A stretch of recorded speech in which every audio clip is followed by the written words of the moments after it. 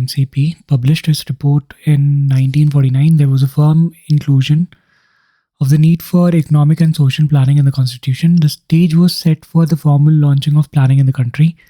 Though the economy was run on the principles of planning very much after independence itself, it was in piecemeal manner only.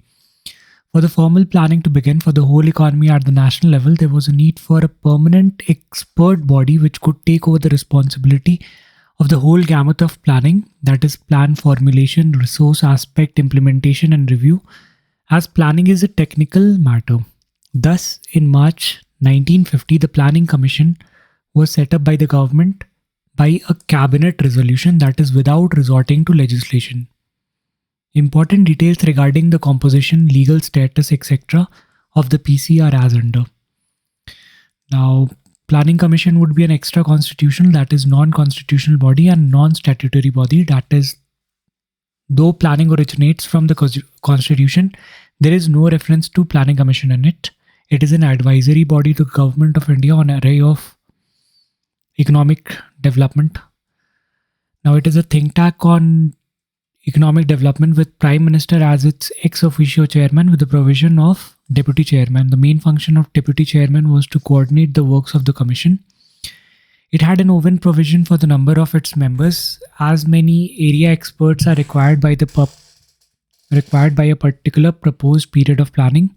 Other than 6 union cabinet ministers as its ex officio member and a member secretary, the Minister of Planning is already an ex officio member of the Planning Commission. It is an autonomous body entitled to form its own views on important issues and place them before the government. It worked closely with the union and state cabinets and had full access and knowledge of their policies.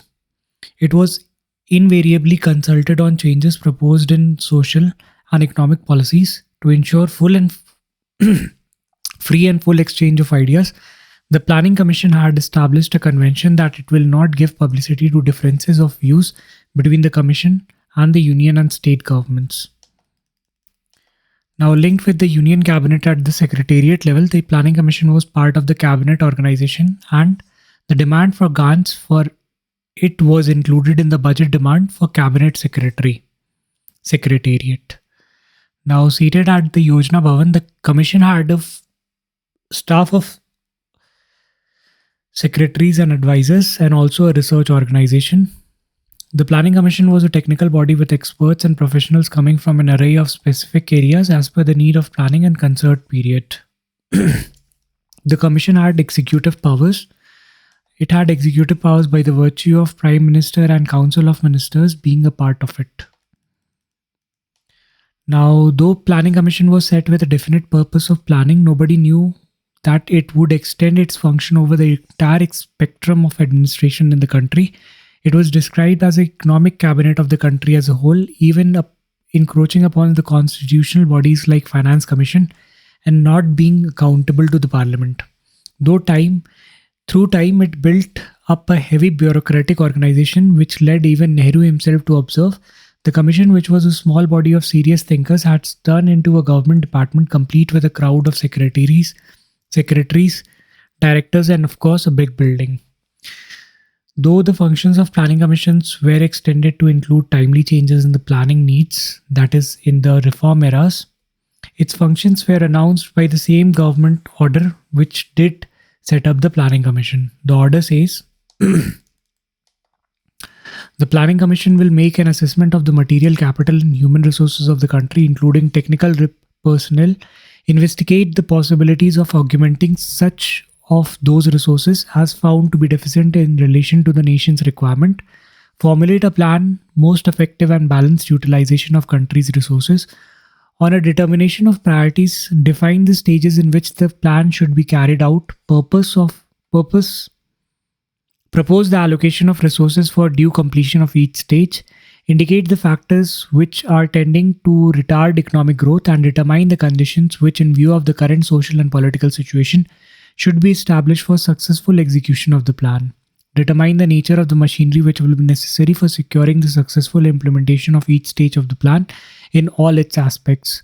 appraise from time to time the progress achieved in execution of each stage of the plan, and recommend the adjustment of the policy and measures that such appraisal may show to be necessary.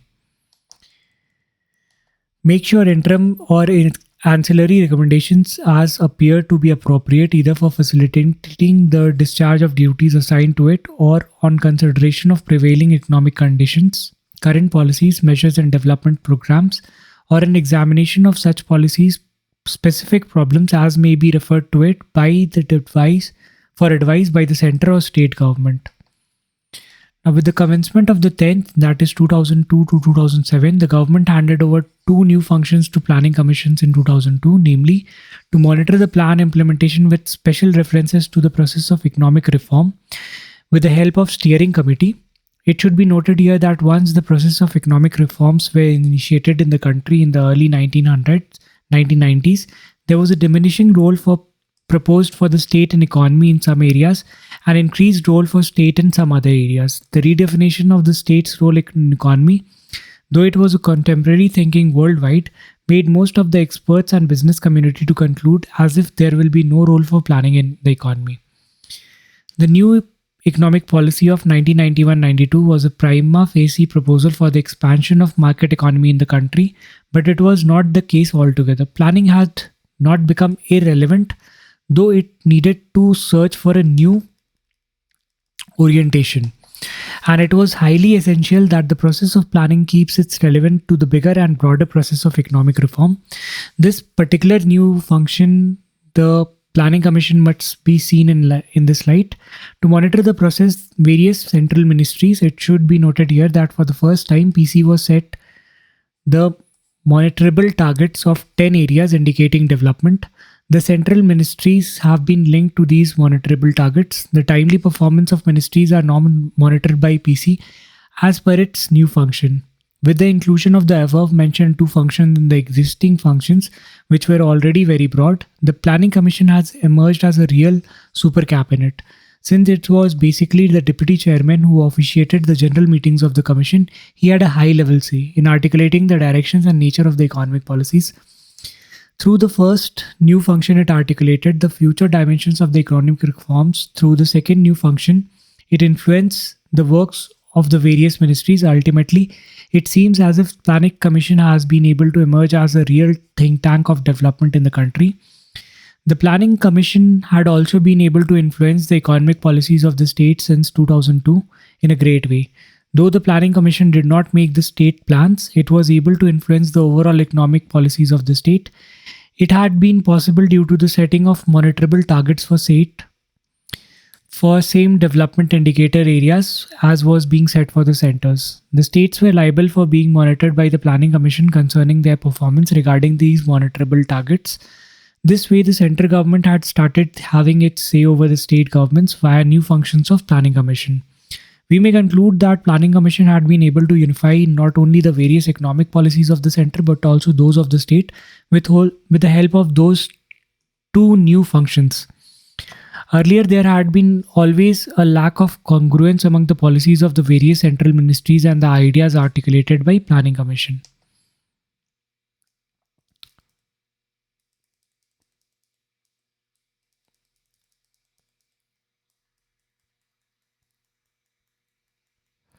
Now, an epitaph to the Planning Commission. On January 1st, 2015, the government formally abolished Planning Commission by replacing it with a newly created body, that is the Niti Aayog. With this, there ended an era in the economic history of independent area. Whether it was better to revive Planning Commission or abolish it has been a matter of much debate among the discipline experts, politicians and the media. The debate at times had emotional tones too. But the government has its own wisdom behind the action. A detailed discussion on it has been included in the last subtopic of this chapter titled Niti Aayog. Now, an epitaph to the Planning Commission may be owed. It will be quite relevant to have an eye on the report of Independent Evaluation Office on the former, which was submitted to the Prime Minister Office by late June 2014. As per it, Planning Commission was created in response to unique challenges faced by a nascent democracy and a fledgling economy. It conceived a top-down approach to planning that envisaged a dynamic central government building upon the economic and social works of weak states. The report called the Planning Commission in its current form and function a hindrance and not a help to India's development. It further added that it is not easy to reform such a large ossified body, and it would be better to replace it with a new body that is needed to assist states in ideas and provide long term thinking to help cross cutting reforms. Some of the major recommendations of IEO and Planning Commission are as follows. Now, the Planning Commission be scrapped and be replaced with Reforms and Solutions Commission, which should be staffed with experts with domain knowledge and kept free from any ministerial and ministerial administrative structure. The new body should have full-time representation of major trade and industry organizations, civil society representation, academics, etc., so as to capture their concerns and benefit from their expertise in formulating long-term strategies. The RSC will perform three main functions, that is to serve as solution exchange and repository of ideas that has been successful in different aspects of development in various states and districts and in other parts of the world, provide ideas for integrated system of reforms, and identify new and emerging challenges and provide solution to preempt them. The current functions of the Planning Commission can be taken over by other bodies which are better designed to perform those functions. Since the state government have better information about local requirement and resources than the central government, the central institution, they should be allowed to identify priorities and implement reforms at the state level, independent of mandatory diktats from the central institution. The task of long-term economic thinking and coordination can be performed by a body established to act solely as a think tank within the government. The Finance Commission may be made a permanent body responsible for allocation of centrally collected revenues to states, and the Finance Ministry be tasked with the division of funds among the various central ministries. The recommendation of IEO, that is the brainchild of PC itself, on the Planning Commission were quite surprising, even shocking to few. Whether the new body replacing Planning Commission would be a betterment over the latter and will be able to carve out its desired aim is matter to be evaluated and analyzed in future. Meanwhile, we can visibly find some of the recommendations of IEO resonating in the newly created body of Niti Aayog, the replacement for Planning Commission. While a detailed literature has been included on the Niti Aayog in this chapter, the literature on Planning Commission has been left unchanged for ease of understanding and comparative purpose.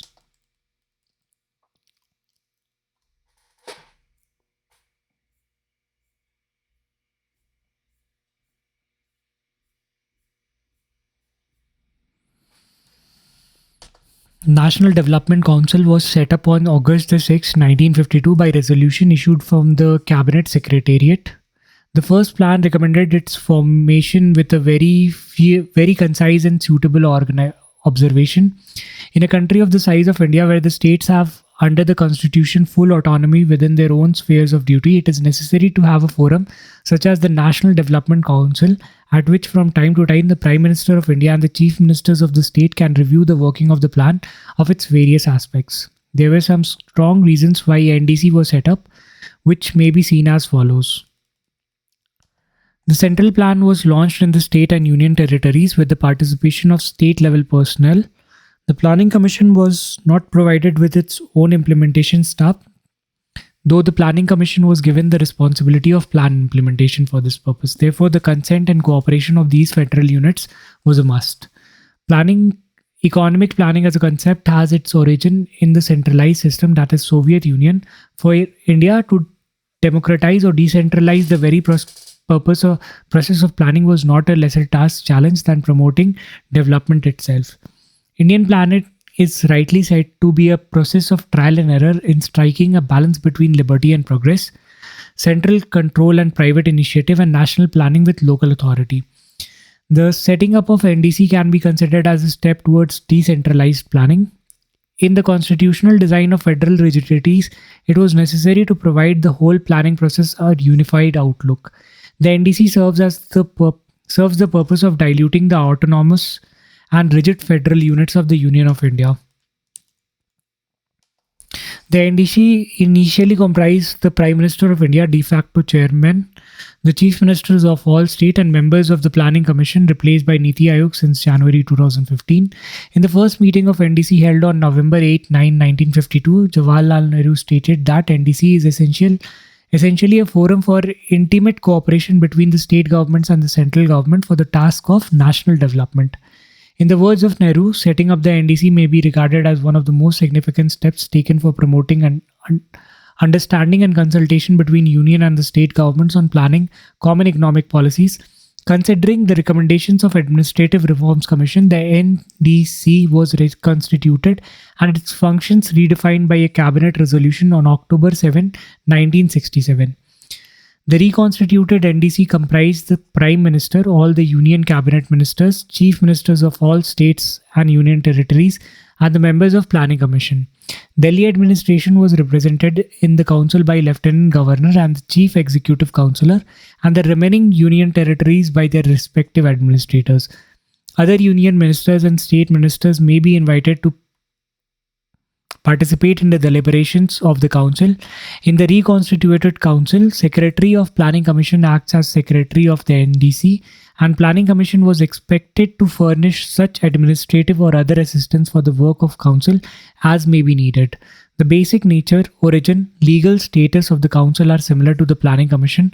The revised functions of NDCs are to consider the proposal for formulated for plans at all important stages and accept them, to review the working of the plans from time to time, to consider the important questions of social and economic policy affecting national development, and to recommend measures for the achievement of the aims and targets set out in the national plan, including measures to secure active participation and cooperation of the people, improve the efficiency and administrative service, ensure the fullest development of less advanced regions, backward sections of the community through sacrifices borne equally by all citizens, build up the resource for national development. Though the first 5 Plan of India was launched before the arrival of NDC, the body had many meetings before the terminal year of the plan and useful deliberation. Almost all after due considerations were included by the government in the planning process. But after the death of Jawaharlal Nehru, the greatest champion of the democratic decentralization in the country, the NDC had become a small gathering of only those who had the same vested interest, with only Congress CMs participating in its meetings. The chief ministers belonging to other political parties usually did not come to its meeting. The government hardly gave any importance to their advice. A phase of tussle between the centre and state started worsening from here onwards, with a degradation in the principle of cooperative federalism. With every 5-year plan which followed, it was only by mid-1990s that we see a revival of the lost glory of NDC, as well as that of the spirit of decentralized planning. This had been possible due to 3 major reasons. In the era of economic reforms, with greater dependency on private capital made it necessary to allow state greater autonomy in economic matter. Once the WTO regime started, it became an economic compulsion. The enactment of Constitutional Amendment 73rd and 74th had made local level planning a constitutional compulsion. And lastly, it was the compulsion of coalition politics in the formation of union government which made the centre to favour the states. As per the major experts in the issue of decentralized planning, the last of the above given 3 reasons has played the most important role. By 2002, in the area of development planning, we find that enhanced level of federal maturity. We see the last 3 5-year plans, that is 10, 11 and 12, adopted by a consensual support of NDC members. NDC had its last meeting 57th in December 2012, and since the new policy think tank Niti Aayog was set up, has not assigned any work. It is believed that in coming times it will be either abolished or merged with Niti. Now, NDC versus GC. At the level of composition, NDC and the Governing Council of Niti Aayog look different in only one way. The members of Niti are not its member, while the members of Planning Commission used to be the members of NDC. Fostering federal cooperation is the core objective for both, but the way it is done is better in case of Governing Council, as it reaches its decision in absence of the members of NITI. The opinion of GC is necessary for desired functioning of NITI, as the former is an integral part of the latter. The way GC looks a better body in comparison to NDC, this rationale gets doubly vested by government's belief that NITI is state's best friend at the center. That is the third function of NITI. Now in the next video, we'll be starting with central planning. That'll be all for this video. Thank you.